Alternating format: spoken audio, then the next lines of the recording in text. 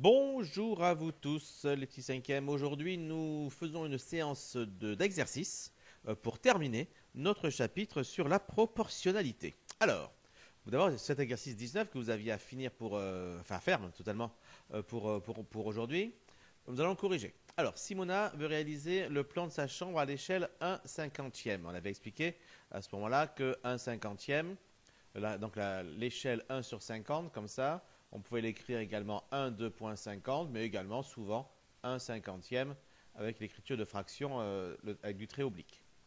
Reproduit et complète le tableau de proportionnalité suivant, donc pour le reproduit, et il faut le compléter. Alors pour le compléter, qu'est-ce qu'on voit? C'est très très simple, hein. On voit qu'on passe de la première ligne à la deuxième en multipliant par 50, tout simplement. Donc évidemment, on passe de la deuxième à la première en divisant par 50. Donc il suffit donc pour compléter ce tableau de faire 450 divisé par 50. On obtient donc 9. Et pour la largeur, de faire 380 divisé par 50 et trouver 7,6. Donc voilà, donc voilà, 7,6 pour 380 et 9 pour 450. D'accord. La largeur d'une porte est de 1,8 cm sur le plan. Quelle est sa largeur en réalité? Il suffit de compléter le tableau, d'accord? Avec donc ici donc une autre donnée qui est quoi? C'est la largeur de la porte, largeur de porte.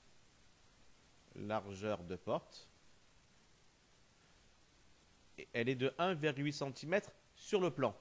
Donc il faut mettre dans la colonne, dans la première ligne. C'est dimension sur le plan, 1,8.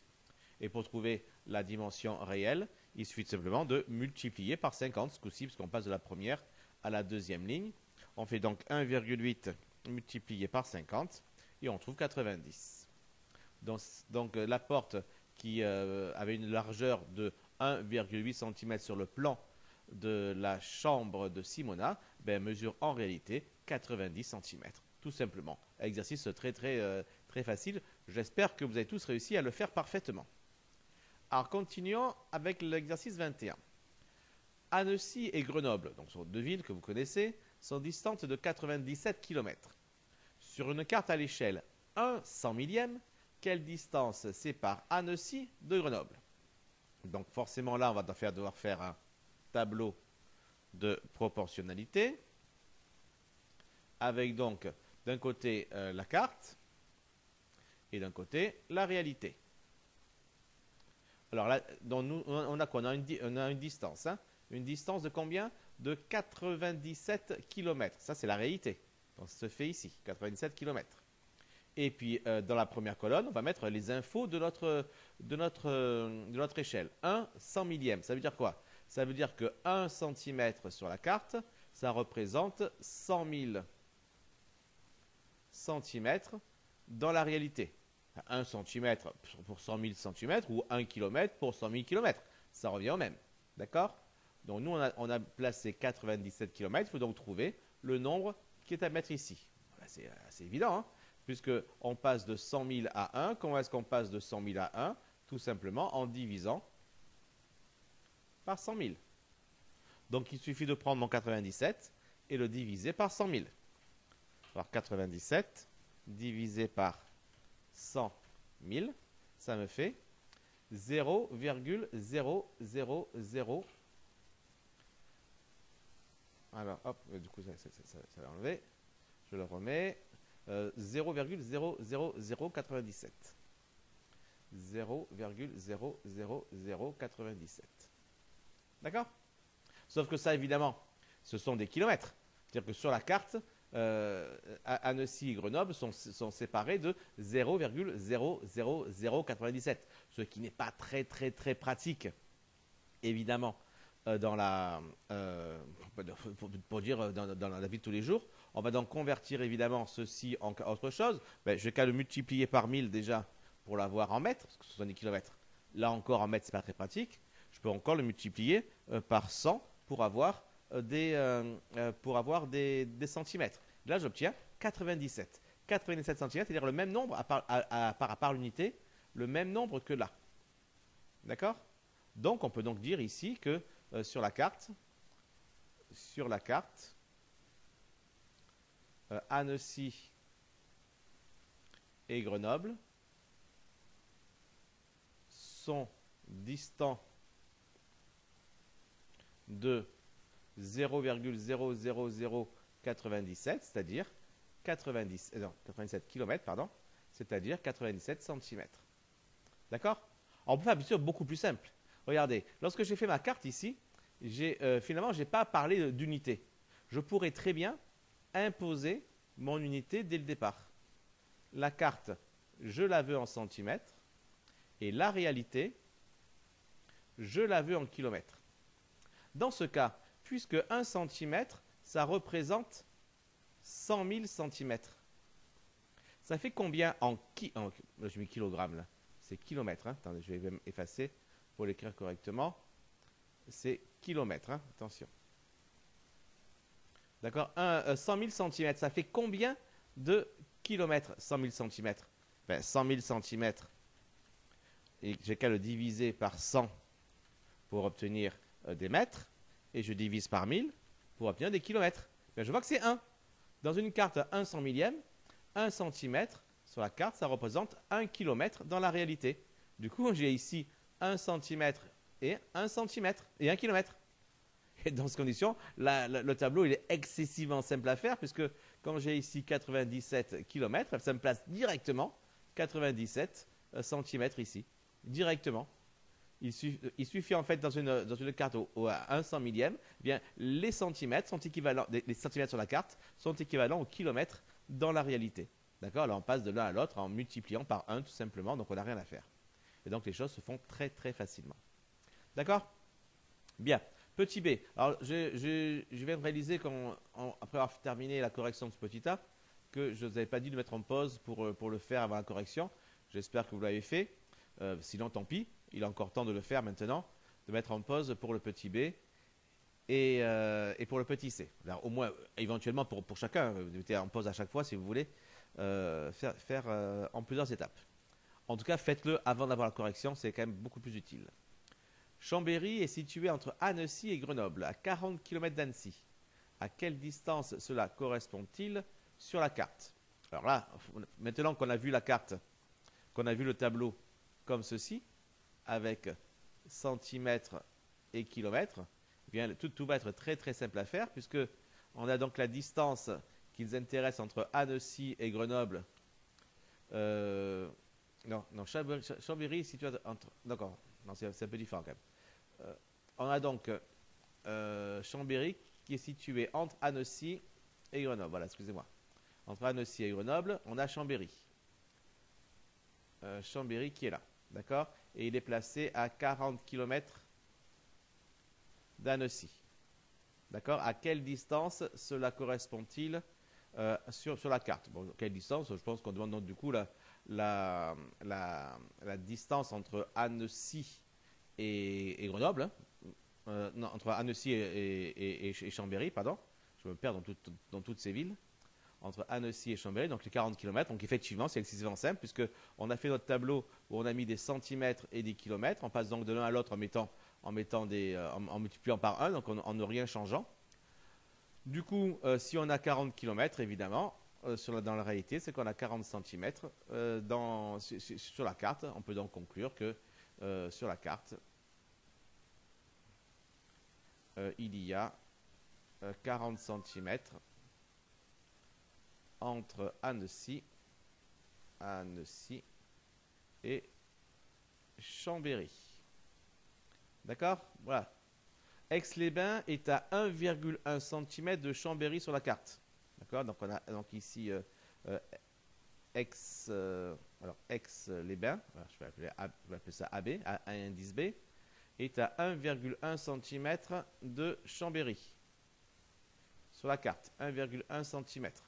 À quelle distance cela correspond-il en réalité? C'est toujours pareil. Hein. Grâce à notre tableau où on a mis des centimètres et des kilomètres, je place ici 1,1 cm. Ça nous fait évidemment 1,1 km.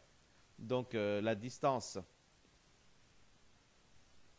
réelle entre Aix-les-Bains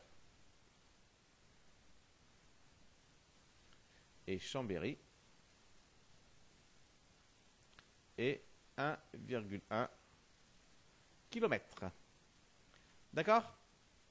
Voilà, donc vous avez vu, si on fait un tableau comme, je dirais, classique, d'accord? Eh bien, les choses ne seront pas difficiles, mais génèrent quand même des petits calculs. Alors que si on a fait le tableau en imposant les unités, ici centimètres, ici les kilomètres, ben, grâce au fait que c'est une échelle 1 centième, 100 millième évidemment, ben, dans ce cas-là, les choses se faisaient beaucoup, beaucoup, beaucoup plus simplement. Allez, on continue les enfants avec l'exercice 22. Exprime à l'aide d'une fraction de numérateur 1 les échelles suivantes. Alors dans le... Ah, j'y pense maintenant. Donc ça veut dire quoi? Ça veut dire que vous mettez en pause, vous faites le A, le B, le C, et après vous corrigez. Vous mettez à nouveau la vidéo en place pour la correction. Si vous n'y arrivez pas, vous revenez sur la vidéo, vous regardez la correction du A, et vous mettez à nouveau en pause pour faire les autres. D'accord? Il serait bon d'en réussir au moins un quand même. Et si possible, les trois. Alors allons-y. Pour le premier. Ben, ça y est, vous avez mis en pause déjà. Vous avez mis en pause. Et nous, on vient pour la correction. Alors, petit a. 1 cm sur le plan représente 100 cm dans la réalité. D'accord? Alors, c'est quoi ça? Ça, c'est la définition même de l'échelle. Cela correspond à une échelle. À une échelle de combien? Eh bien, 1 sur 100. Ça, c'est vraiment la définition même de l'échelle. 1 cm sur le plan représente 100 cm dans la réalité. C'est échelle 1 sur 100. Aucune difficulté. Maintenant, petit b. Un peu plus délicat. 5 cm sur une carte représente 1500 cm dans la réalité. Alors là, on va peut-être faire un petit tableau avec carte et réalité. Réalité. On a donc 5 cm sur la carte représente 1500 cm dans la réalité. Et nous, ce qu'on veut, pour avoir une échelle, on veut savoir combien 1 sur la carte va donner dans la réalité. Alors là, on a plusieurs manières de faire. On va faire d'abord la manière rouge, qui est de dire comment je passe de 5 à 1500 ici. Pour passer le 5 à 1500 ici, j'ai multiplié 5 par quelque chose, ça m'a donné 1500. Ce quelque chose, c'est quoi? Ben, c'est forcément le nombre qui, multiplié par 5, donne 1500. C'est 1500 sur 5. Et 1500 sur 5, ça fait 300, j'imagine. 1500 sur 5, c'est 300, c'est ça. Donc, fois 300. Et donc, forcément, si ça fait fois 300, eh bien, je fais donc 1 multiplié par 300, ça me fait 300. Et donc, mon échelle, c'est 300. Enfin, c'est 1 sur 300. D'accord? Très bien. L'autre manière de faire, je vais faire ça en bleu, et de dire la chose suivante. Je ne vais pas m'intéresser à ceci. Je vais dire, si 5 cm donne 1500, eh bien, si j'ai 1 cm, j'ai 5 fois moins que 5. Je passe de 5 à 1 en divisant par 5. Ben forcément, je vais également diviser par 5 ce 1500. J'ai donc à faire 1500 divisé par 5 et je retrouve évidemment 300 également. Donc dans les deux manières de faire, je trouve que cela correspond à une échelle 1 sur 300, 1 300e. D'accord? Enfin, le dernier, petit c, donc 1 cm sur une carte représente 5 km dans la réalité. Alors, donc là encore, je vais faire carte et réalité. Alors, qu'est-ce que je sais? Je sais que 1 cm sur une carte représente 5 km dans la réalité. Alors, 5 km, c'est bien beau, mais moi, si je veux avoir l'échelle qui apparaît, il faut que j'ai la même unité. Donc 5 km c'est bien, mais je veux savoir à combien de centimètres correspondent 5 km. Pour cela, je dois multiplier évidemment 5 km par 1000 pour obtenir des mètres, et encore par 100 pour obtenir des centimètres. Ça me fait donc 1 500 millième. Et donc là, une fois que j'ai ça, ben, directement, je n'ai pas aucun calcul à faire. J'ai directement mon échelle qui apparaît. Cela correspond à une échelle 1 500 millième. Voilà donc pour l'exercice 22. On passe au suivant. Qui je crois est le dernier d'ailleurs, tiens. Le dernier. Et après on aura donc terminé avec ce chapitre. Alors 23. Pareil, hein, on va lire. Il y a 4 exercices arrêtés dans ce 23. Pareil, vous mettez en pause, vous faites les 4 et vous revenez après pour la correction. Si vous bloquez sur sur une des questions, ben, vous venez voir la correction évidemment. Puis une fois la correction faite sur la question qui a posée, vous mettez en pause et vous allez faire les suivants.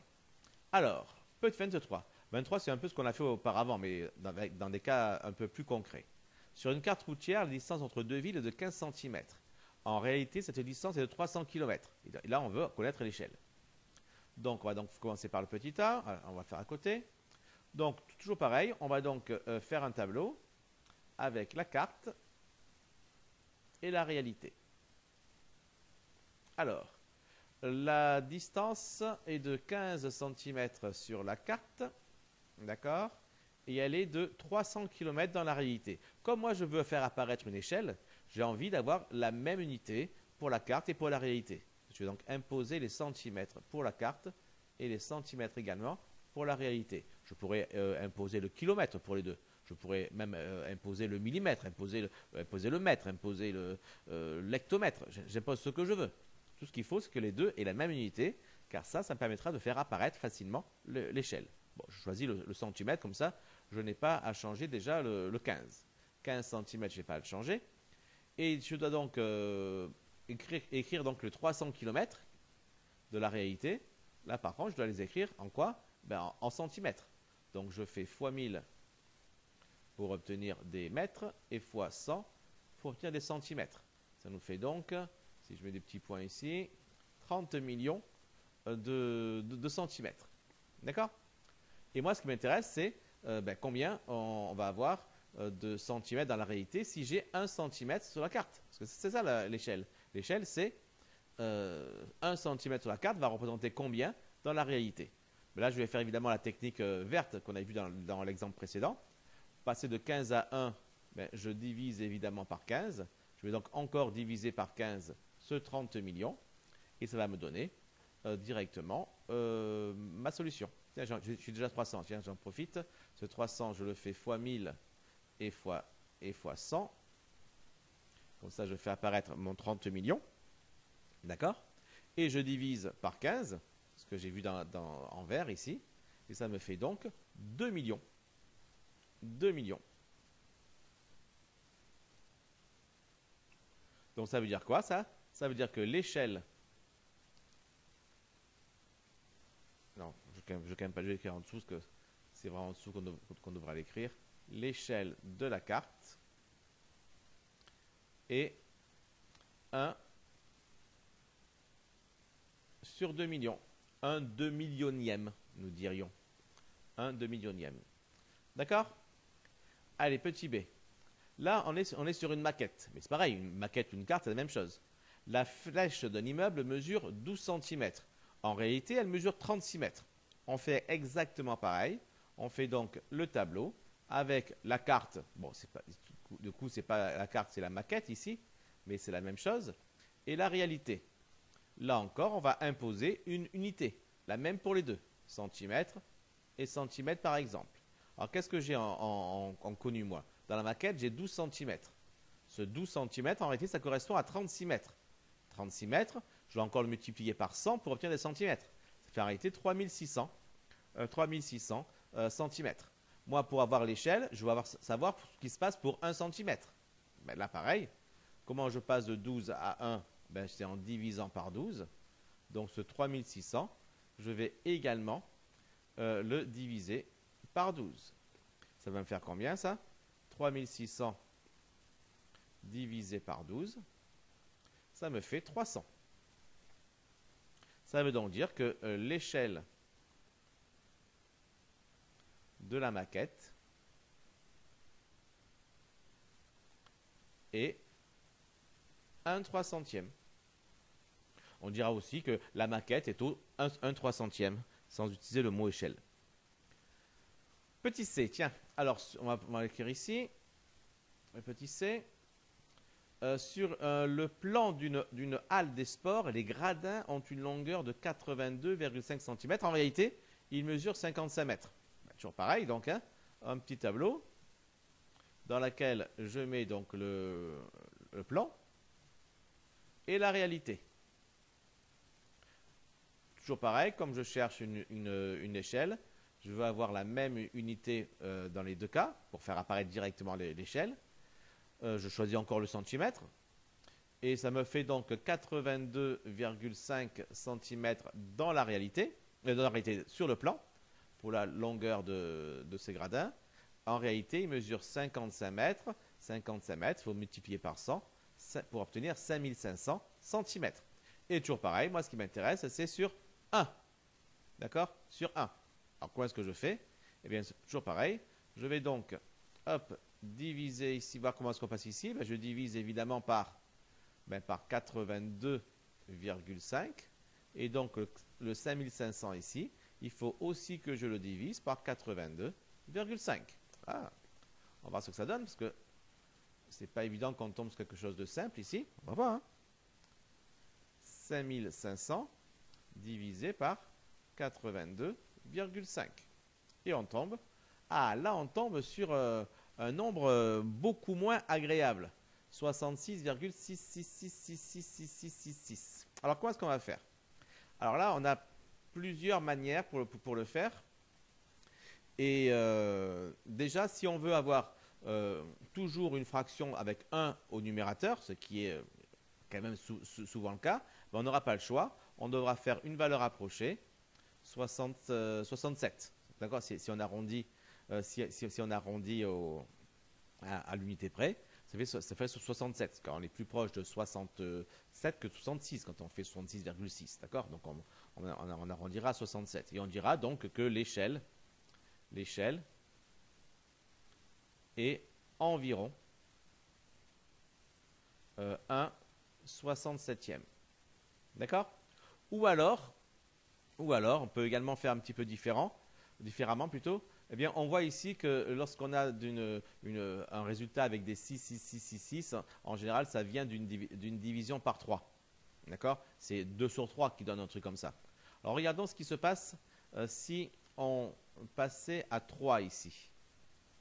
D'accord? Si on ne regardait pas à 1, mais si on regardait à 3. D'accord? Bien, dans ce cas-là, comment est-ce qu'on passerait de 82,5 à 3? Eh bien, passer de 82,5 à 3, il faut diviser, évidemment.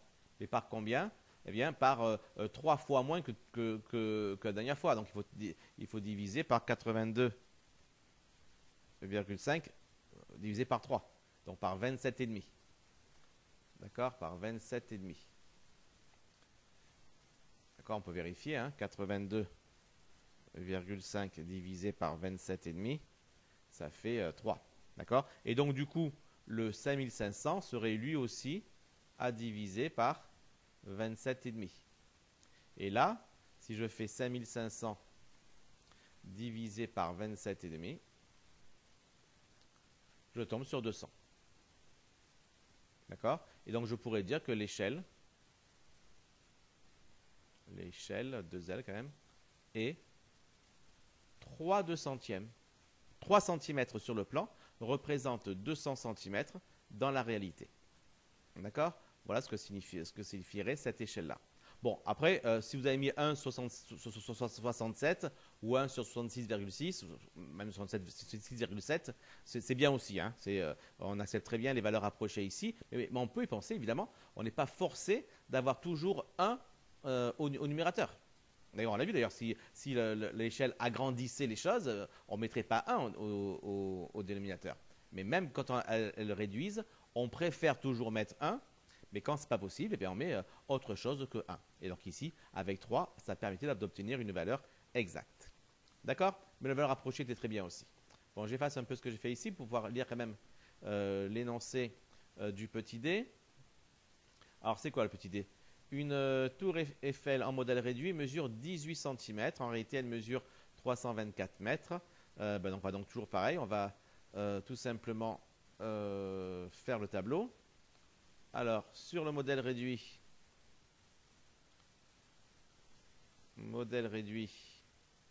et dans la réalité, toujours pareil, on impose l'unité, centimètres. Alors, la tour Eiffel modèle réduit mesure 18 cm. Dans la réalité, elle mesure 324 mètres. Je vais donc multiplier par 100 pour obtenir des centimètres. 32 400 cm. Et je veux savoir ce qui se passe pour 1. Alors, qu'est-ce que j'ai pour 1? Eh bien, je vois que je passe de 18 à 1, évidemment, en divisant par 18. Et je vais voir si ça marche bien aussi. En divisant par 18, le 324 000. Alors, je prends le 324 000. Ah, je crois que j'ai mis un 0 de trop. Donc, on va effacer. Donc, 324. Donc, c'est pas 300. Parce que c'est pas 324 000, c'est effectivement 32 400. Voilà pourquoi, du coup, j'ai mis un 0 de trop quand j'avais ça en tête. Donc, 32 400. Divisé par 18, ça nous fait 1800. 1800. Là, pas de problème. 1800. D'accord. Et donc là, directement, l'échelle du modèle réduit.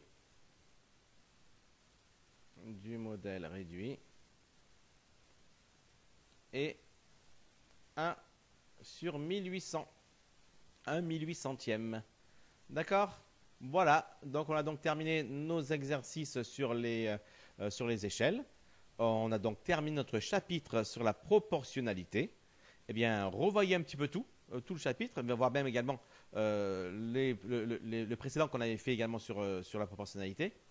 Et ainsi, vous retrouverez à un très bon niveau pour affronter l'année prochaine, car on continue l'année prochaine sur la proportionnalité. Ça n'est pas fini, il y a encore beaucoup de choses à apprendre dessus. Voilà les enfants, bonne journée à tous, travaillez bien, et puis à la prochaine. Ciao, ciao!